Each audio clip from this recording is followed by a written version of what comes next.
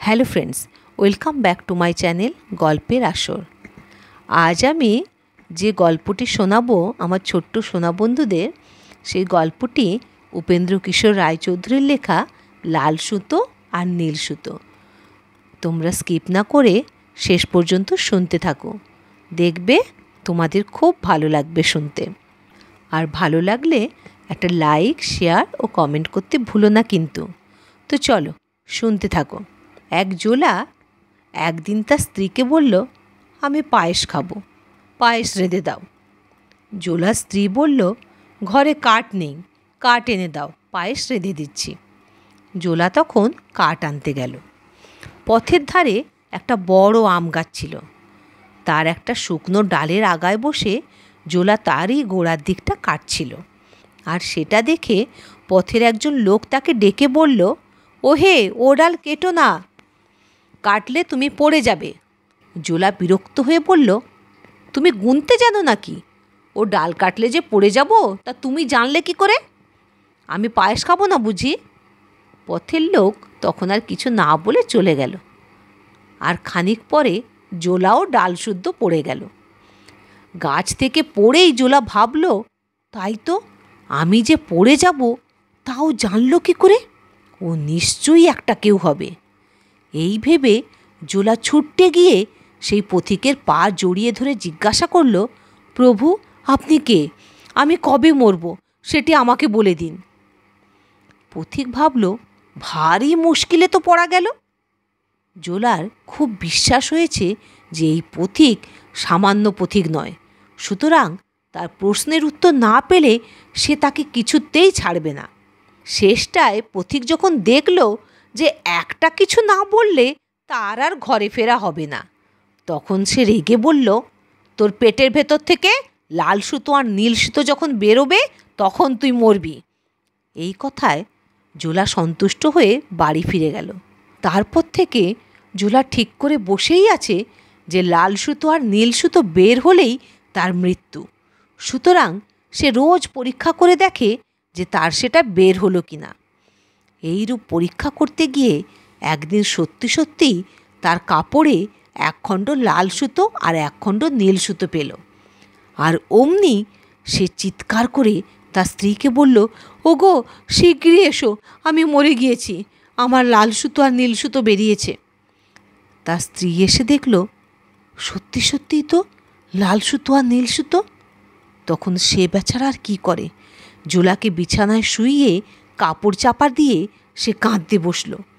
এর মধ্যে আরও 2-4 জোলা বেড়াতে এসে দেখে যে জোলার স্ত্রী কাঁদছে।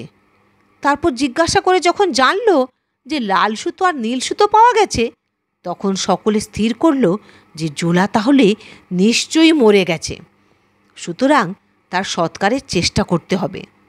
কিন্তু এর মধ্যে ভারী মুশকিল দেখা দিল। পোড়ানোতে জোলা কিছুতেই রাজি নয়। পোড়ানোর কথা তুললেই বলে, ও মা, পুড়ে যাবো যে, মরে গেলে তাকে পোড়ানো ছাড়া আর কি করা যায়? গোড় দেওয়া। কিন্তু জোলা তাতেও অসম্মত, বলে, ও মা, দম আটকে মরে যাবো যে। শেষে অনেক যুক্তির পর স্থির হলো যে জোলাকে গোড় দেওয়া হবে, কিন্তু মুখখানা জাগিয়ে রাখা যাবে। জোলা তাতেই রাজি হলো, কিন্তু সে বলল যে খিদে পেলে 4টি ভাত দিও। এইরূপ পরামর্শের পর জোলাকে গোড় দেওয়া হলো, অর্থাৎ তার পুরো শরীর মাটি দিয়ে ঢাকিয়ে দেওয়া হলো, শুধু মুখটাই মাটির বাইরে জেগে থাকলো। এইরূপে সমস্ত দিন চলে গেল। রাত্রিতে 4টি ভাত খেয়ে জোলা একটু নিদ্রার চেষ্টা করল। সেই রাত্রিরে 7 জন চোর রাজার বাড়িতে চুরি করতে চলেছে। চোরেরা তো আর বাবুদের মতো সদর রাস্তা দিয়ে চলে না, তারা প্রায়ই ঝোপ জঙ্গলের ভিতর দিয়ে চলে, আর সেসব জায়গা অনেক সময় নোংরা থাকে। চলতে চলতে একজন চোর কাদার মতন কি একটা জিনিস মারিয়ে ফেলল। সে জিনিসটার বিশ্রী গন্ধ। সে পা মুছবার জন্য একটা জায়গা খুঁজতে লাগলো, আর তার কাছেই জোলাকে গোড় দেওয়া হয়েছিল। সে চোর, পা মুছবি তো মোছ, সেই জোলার মুখে গিয়ে মুছতে লাগলো। ঘষার আর গন্ধের চোটে জোলার ঘুম ভেঙে গেল। সে রেগে বলল, উফ, তোমার কি চোখ নেই? চোর আশ্চর্য হইয়া জিজ্ঞেস করল, তুই কে রে? জোলা বলল, আমি জোলা। এখানে কি করছিস? আমি যে মরে গিয়েছি, আমার লাল সুতো আর নীল সুতো বেরিয়েছে, তাই আমাকে গোড় দিয়েছে। এই কথা শুনে চোরেরা খুব হাসতে লাগলো। তারপর তাদের একজন বলল, এই, একে আমাদের সঙ্গে নিয়ে চল। চোরেরা জোলাকে বুঝিয়ে দিল যে তার মৃত্যু হয়নি, আর তাদের সঙ্গে গেলে পেট ভরে খেতে পাবে। জোলা জিজ্ঞাসা করল, কি খাওয়াবে? পায়েস? চোরেরা বলল, হ্যাঁ, পায়েস, চল।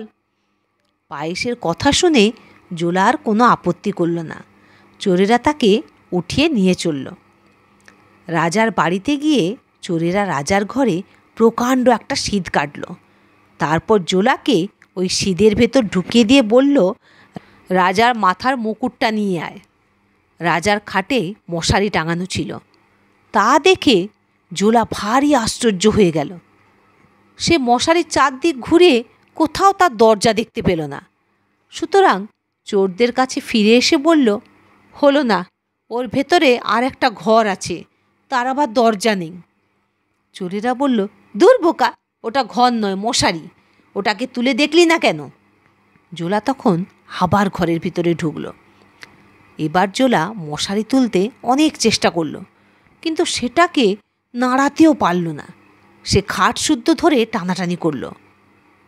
তারপর সে আবার ফিরে এসে বলল, না ভাই, ওটা বড্ড ভারী।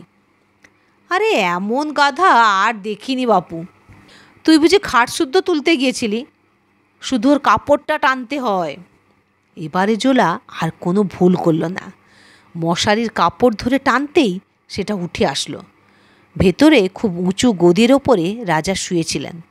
তার গায়ে ঝালর দেওয়া অতিশয় পুরু লেপ দেখে জোলার মনে ভারী দুঃখ হলো। সে ভাবল, রাজাকে বুঝি গোড় দিয়েছে। তারপর দেখল মুখখানি জেগে আছে। তখন সে ভাবল যে ঠিক তো, আমার মতোই করেছে দেখছি। এরও কি তাহলে লাল সুতো আর নীল সুতো বেরিয়েছিল নাকি? জোলা যত ভাবে ততই আশ্চর্য হয়, আর ততই তার জানতে ইচ্ছা করে রাজামশাইয়েরও লাল সুতো আর নীল সুতো বের হয়েছিল কিনা। শেষটা এমন হলো যে এই খবরটা তার না জানিলেই নয়। সুতরাং সে রাজাকে ঠেলে জাগিয়ে দিল।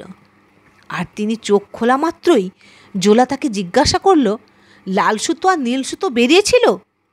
এরপর মস্ত বড় একটা গোলমাল হলো। রাজবাড়ির সকলে জেগে গেল। 7 চোর ধরা পড়ল।